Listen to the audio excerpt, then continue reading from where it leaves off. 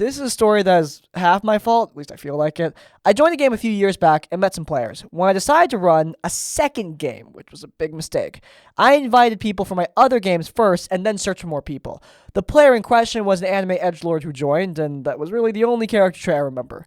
I ran this game in which the players unknowingly unleashed an ancient evil and were given the ability to kill this evil.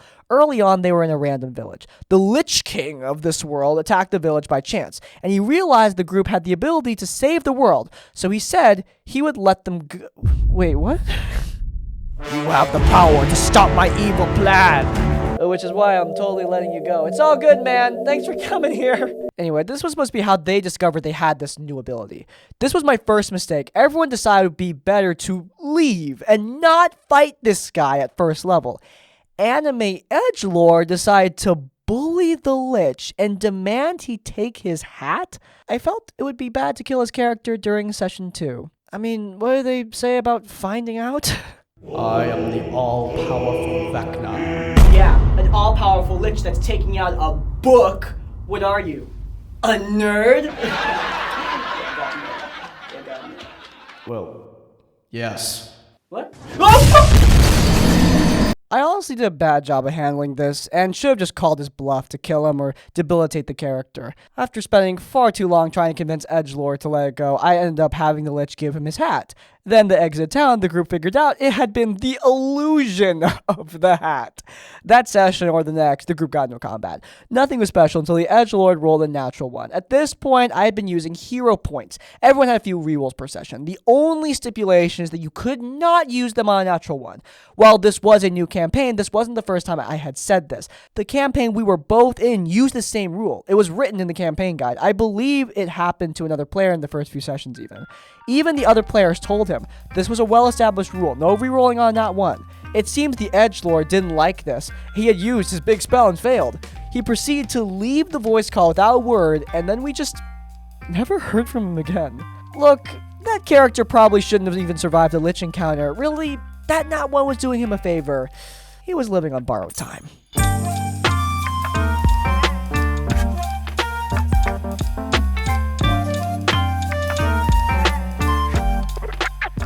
The story is a mixture of relatively minor in-game frustration and out-of-game drama. At the time the story took place, I was a couple of years into my DM career, and about a year into another campaign I was a player in. The DM of that game was also a player in my game. For the purposes of the story, let's call him Artificer. Artificer is my best friend. We've known each other since we were 13. He's the reason I started DMing in the first place. Role-playing with him is always a blast, and we're always on opposite sides of the DM screen. We played a few sessions together back in university, but it's been years since then. So when he approached me and told me one of his coworkers were looking to put a game together and asked if I wanted to play, I was hyped. After some very brief introductions in a WhatsApp chat? As a guy who's been starting a T-series, let me tell you, nothing bad happens on WhatsApp. Anyway, yeah, we met on WhatsApp. We all agreed to meet at a local pub for the session 0. The actual session was fine for the most part. We talked about the setting, potential plot hooks, and character concepts. There was a very brief discussion about off-limits topics, which I brought up and subsequently felt a bit awkward about. The group was 6 or so men plus me. I'm non-binary, but present on the femme side. And I don't want to come off as like a sensitive woman ruining their fun. Yeah, I know, stupid social anxiety. I'm anxiety. As I recall, I was the only one who raised anything. I stumbled my way through the request to keep sexual content fade to black, which, for the record, completely reasonable. If you say something like, hey, I'd rather intimacy just fade to black, and someone responds with, oh my god, why don't you want to listen to me describe how I have sex with my fantasy girlfriend? Oh, you sensitive woman. I just don't think you want to play with that guy in the first place. After session 0 and a session like 0.5, where we got a call and rolled stats, we were ready to go. Session 1 was good fun. My fighter and Artifice's character got some good banter in, and we got to meet and chat with the rest of the party before we received our quests. The actual content of the quest doesn't matter for the story, but I'd rather keep it vague on the off chance any of the party hear this. The source of my frustration is not with the story, nor with any of the specific events that occurred during it. It's with the setting itself. It was a homebrew setting, classic high fantasy style. At session 0, the DM shared multiple world info docs with us so we could reference them in character creation and get an idea of the world before we jumped in. That was great. very appreciated. The docs include outlines of different continents, the different countries, briefly touched on their major industries, their alliances, their leadership. Nothing too overwhelming, though, just stuff like X country is famous for its universities, it's ruled by Queen so-and-so and is part of Y Alliance. He also provided a list of deities and their domains, just high-level stuff. Honestly, saying my issues with the world is perhaps misleading. My real problem was the names. The DM says he's been working on this world and its lore since intermediate, middle school, for the Americans in the audience. And, you could tell. I like to take notes when I play this game, but this became a nightmare. Nothing was spelled the way it should sound. Everything had weird silent letters, unnecessary double vowels, or spelled with X's, Y's, and Q's. All the names felt like 12-year-old names, something that, a 12-year-old came up with. And I would know. I was a fantasy-obsessed preteen. That's exactly how all my characters were named. They could also be named through this fantasy name generator, which, by the way, most useless website of all time. Like, seriously, Treon Vasie? It's useful sometimes, but seriously, this could be what the guy used. It makes sense. I remember a few times we all compared notes on how we spelled NPC names, and I can't think of a single time any two people spelled them the same way.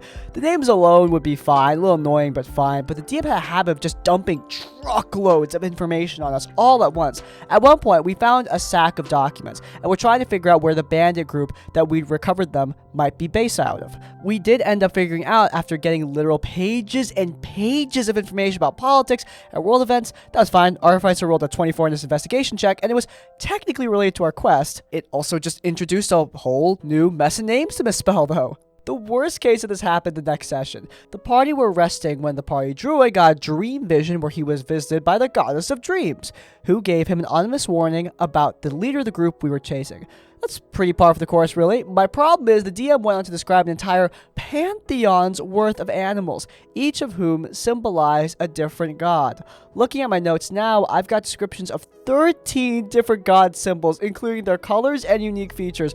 All things considered, it doesn't really take up that much space in my notes compared to the documents in the previous session, but it felt like it took an age to describe this. No one knows exactly what the demon saw, but after emerging from Chaos's skull, it was imbued with a singular truth.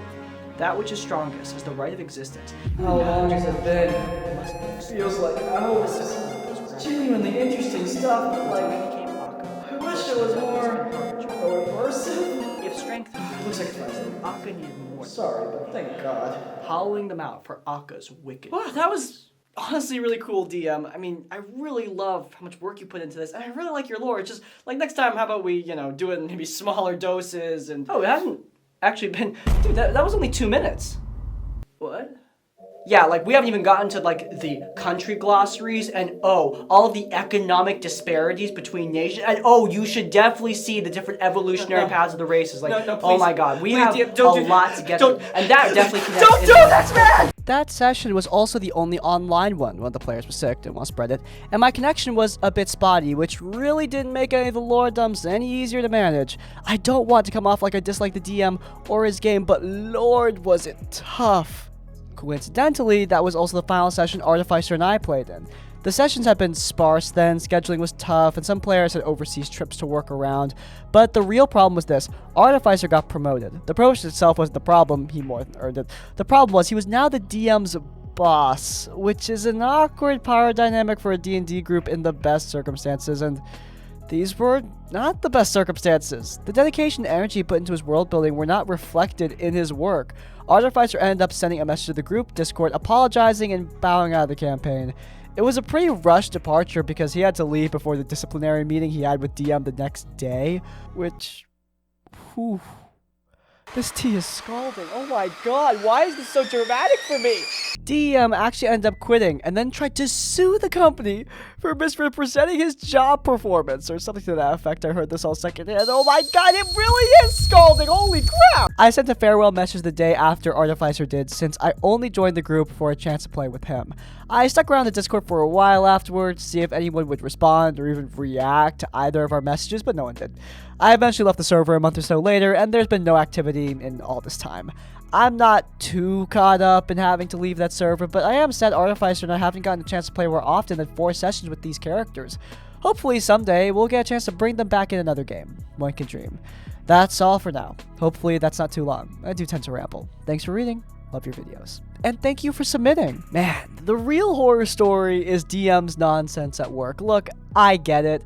D&D is fun, work is not most of the time, but you still need to get your job done. And having a disciplinary meeting with one of your players is like, whew, that's a peak low point that I never thought I'd read about. Of course, most of this horror story didn't describe that. Most of this was about the DM's info dumping. And look, no one loves a DM's world more than the DM. And that is awesome, but it also is a warning. I love Eris, my homebrew world, but my players do not want to listen to me lore dump about it for hours and hours and hours.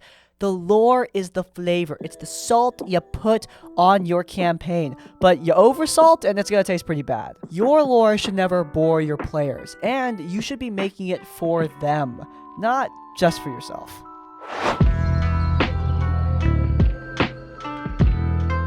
This was a campaign amassed from the Mr. Ripper LFG Discord server. The campaign was advertised as a 1920s prohibition-inspired mafia setting with technology from that time period mingling with the magical shenanigans of D&D 5th edition, where instead of alcohol being banned, the country was instead prohibiting the use of any magical potions of any kind. About a moonshine, some health potions.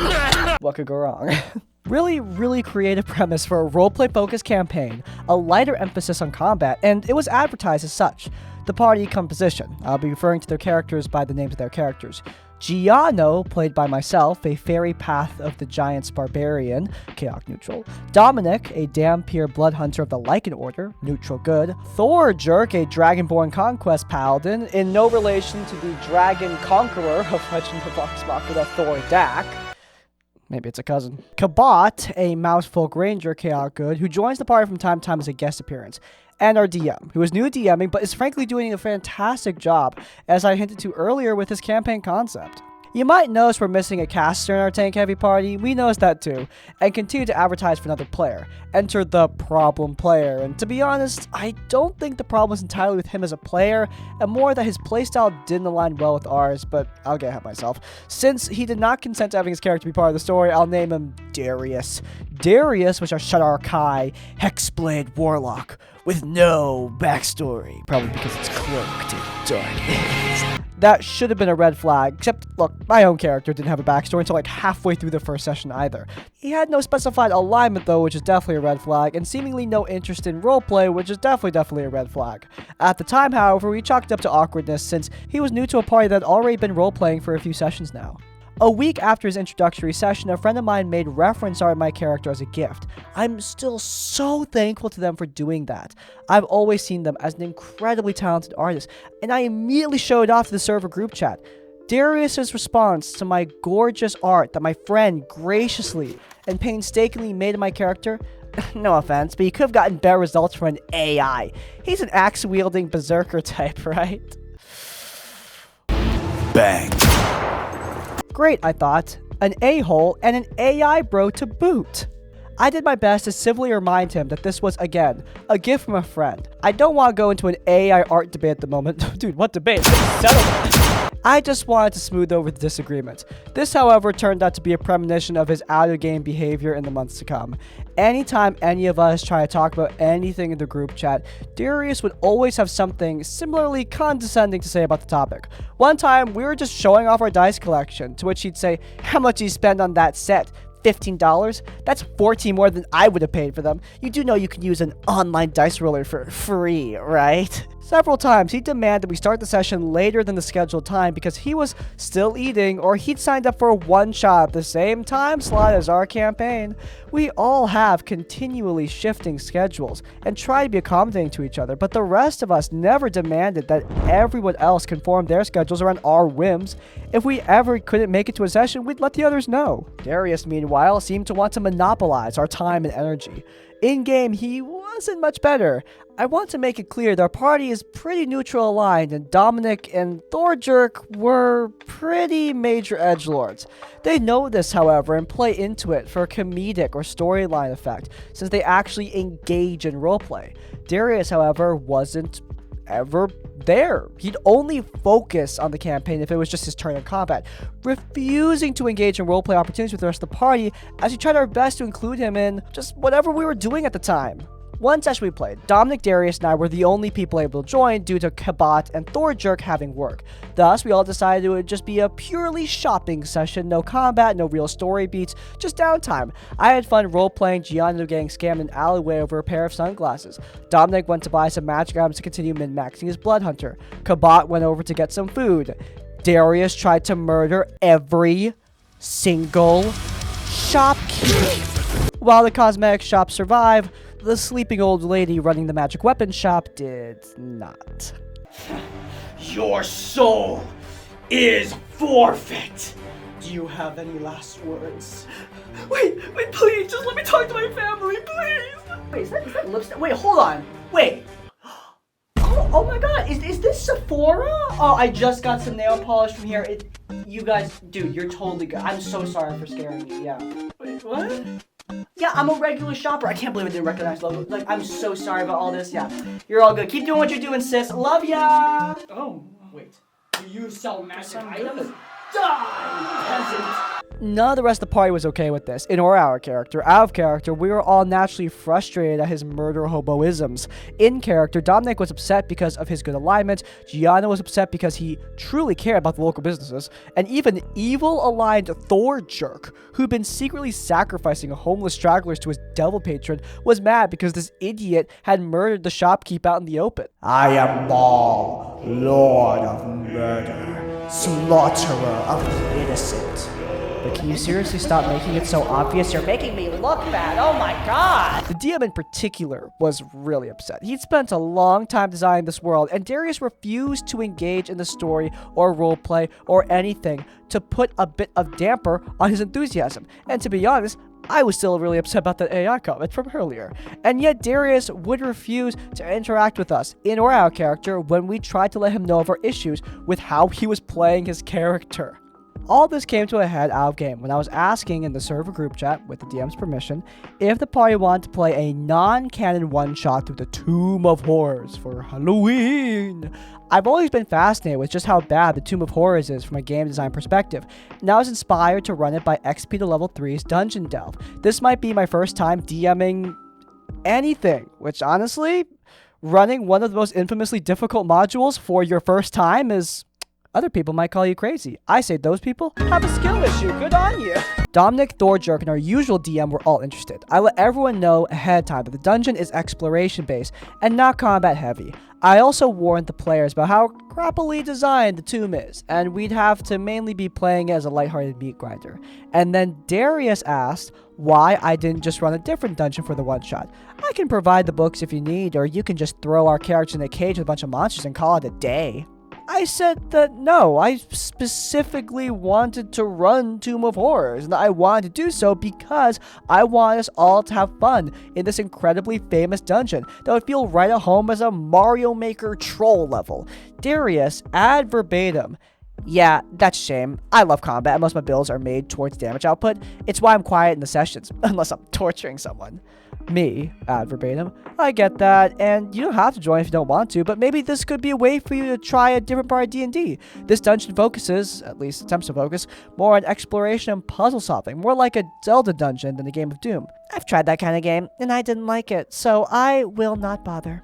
He said this in the public group chat of the Discord server, where the DM could read it. The campaign was again advertised as roleplay heavy, combat light. We told Darius it was a roleplay heavy campaign at the session 0 that we had held when he first joined the campaign. The DM said he was sorry that this campaign wasn't to his liking and his style of play.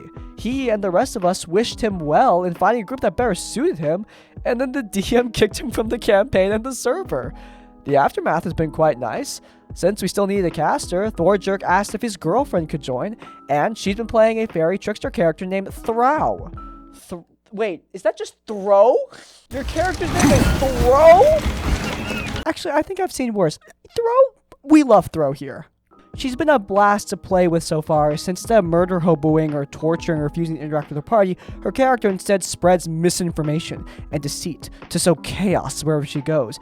And she's really sweet and talking about a game too. Funny how much simply not being an a-hole goes towards people liking you in the game and out of the game. Hell yes. And I'm glad to see evil characters done well. They can be so hard to make work, and it's good to see someone actually doing it in a way that builds the story up for the rest of the players. Now, as for our problem player Darius himself, well, yeah, crapping on someone else's art like that just really sucks. Just in general, AI aside, I hate it when someone is so excited about something and then some other guy just jumps in and says, "Ugh, why are you excited? That's so stupid or ugly or lame or blah blah blah blah blah blah." Like, this writer was excited about the art that their friend had made, and this guy jumps in and says, "Ugh, my AI could do it better with bigger ass cheeks."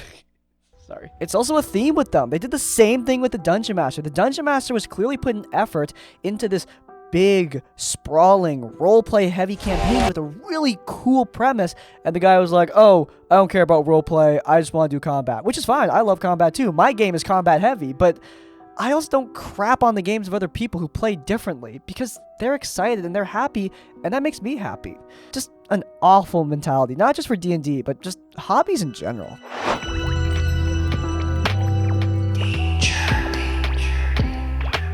I discovered your channel earlier this year, and I have a D&D horror story for you. Before I begin, I just want to warn you that this gets really uncomfortable, and the fact that I could have stopped this sooner will haunt me until the day I die. I've never had the courage to tell anyone the story until last summer when I told my then fiancé, now wife. Buckle in. It's a long one. I just know that as awful as this gets, the story does have a bit of a happy ending. Right, because a happy ending just makes all the trauma better. It's not my trauma, but you know, still.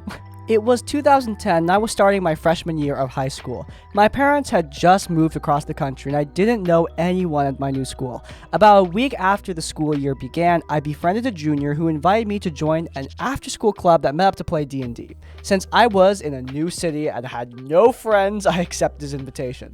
I've never played D&D before, but I was interested in trying out a new hobby.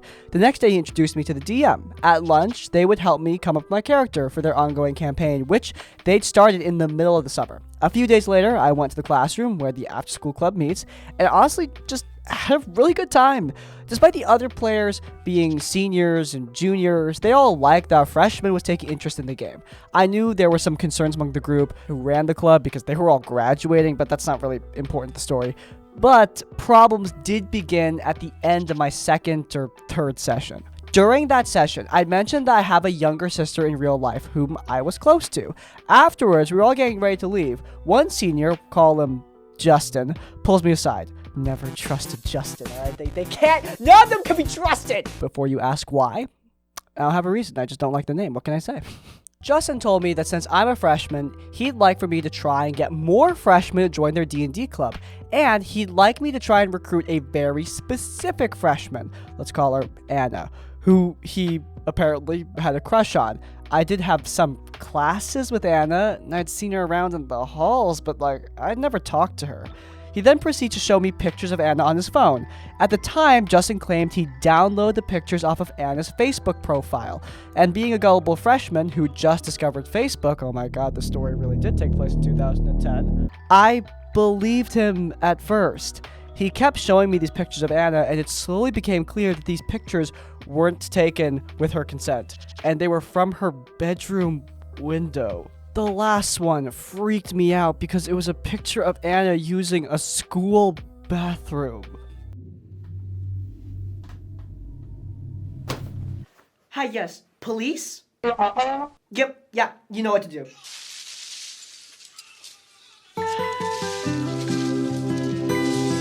Yeah, just kidding. This is a bit. Police never respond to problems that fast. I guess Justin could tell I was horrified by the picture because I will never forget the exact words he said afterwards. Freaking awesome, right? I managed to get not caught in the girl's bathroom. Remember, if you fail to recruit her for me, or if you tell anyone, I will... Yeah, I think I'll just die. After that session, I did my best to just avoid both Anna and Justin. There were times where Justin would track me down the hall and ask if I'd seen her. At first, I'd just lie and say that I had seen her so far that day. During the next session, there was a moment where we were in combat. Another player killed a mind flayer who was the final enemy in said combat. In character, Justin, who was sitting next to said player, turned to him and said, "Man, you frickin' that mind flayer.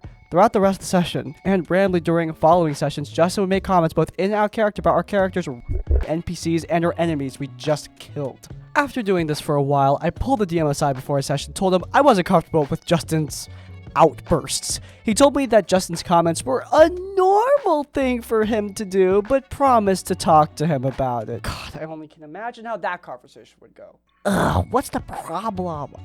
The next day, Justin tracked me down and pulled me into an empty classroom. He began to berate me and demand to know when I was going to get Anna to join the D&D campaign. At that moment, I regretfully decided I had no choice but to recruit Anna. I started talking to Anna a bit more after that, and I did learn that she was dating another freshman, call him Victor. I had hoped that when I told Justin about Victor, he'd back down, but instead, he doubled his efforts to pressure me into recruiting Anna for this sick game he wanted her for. After a while, I decided I needed to find a way to get out of this situation. Decided my best course of action was to try and warn Anna. I got my chance to tell Anna about the D&D club and asked if she would be interested. I agreed I'd meet her in the library after school where I'd help her create a character. In actuality, my plan was to use the meeting to warn her. I got to the library a few minutes earlier and spotted Justin using the library computer. I didn't want to risk Justin just overhearing me warn Anna about him, so I decided to just leave her a note and go home.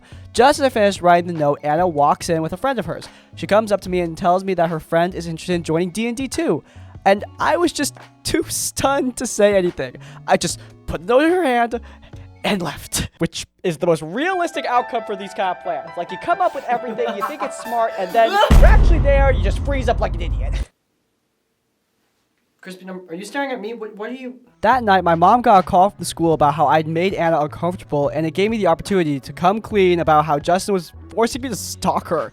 My mom called the school back immediately after I told her everything and reported what I told her. The next day, police were stationed outside the school, and I saw them pull Justin aside as he tried to enter the building. I never saw Justin again after that. Things got much better for me. D&D became fun again. I even got to DM a campaign for that club my senior year. My mom and I never got to tell this story to my sister, and to be honest, I don't know if Victor and his boyfriend ever learned about the story. A teacher introduced me to Victor afterwards, and at the end of our freshman year, he and I became good friends. I kept him as far away from D&D as possible to this day. Victor and I follow each other on social media, and we just like each other's comments and posts occasionally. For the record, eventually this person did eventually tell Anna and Victor about what happened. Apparently the two of them broke up for just completely unrelated high school reasons, but the point is that, yeah, this situation sucks. I always feel like whenever teenagers get brought up in these stories, people are like, oh, they're just kids, being kids, no big deal, but I think we gotta stop that, because especially when it gets to this degree of bad territory, it is bad. Yeah, Justin's a kid, but he still needs to face consequences for his foolishness. It doesn't matter that he's under the age of 18. Stalking is stalking, period. The language that Justin uses is unfortunately very familiar to me. I was playing a game of Marvel Rivals fairly recently, and I was on mic, and just completely out of the blue, one of my teammates just started talking about watching a girl get assaulted on TikTok. Like, as a bit. Like, it was funny. And I was just like, what? To some guys, they just don't care. Like, they honestly don't see that kind of thing as inappropriate or creepy in any way. If anything, they think it's cool. Not stopping this kind of thing when they're young is how guys turn out like that. Stop it early, or it gets worse. Hey, that's a wrap on 2024. Thank you guys so much for making this the best year for Crispy's Tavern yet. Thank you so much for all of your support, and I hope to see you next year. But in any case, if you guys enjoyed, then you might enjoy our brand new series, Critical Failure. The latest episode, we talked about a dude who cheated on a bunch of his girlfriends while also being on Dimension 20. Yeah, it's linked up in the cards. But before you go, please do leave a like on this one and subscribe to Crispy's Tavern so you don't miss any of our content as it comes out. And finally, if you want to leave your own stories or thoughts, you can go down in the comments down below. If you can't think of a comment, leave the comment "stalker caught" to let me know you made it to the end of the video. In essence, like, comment, subscribe. I will see you all next time. Farewell. That which is strong.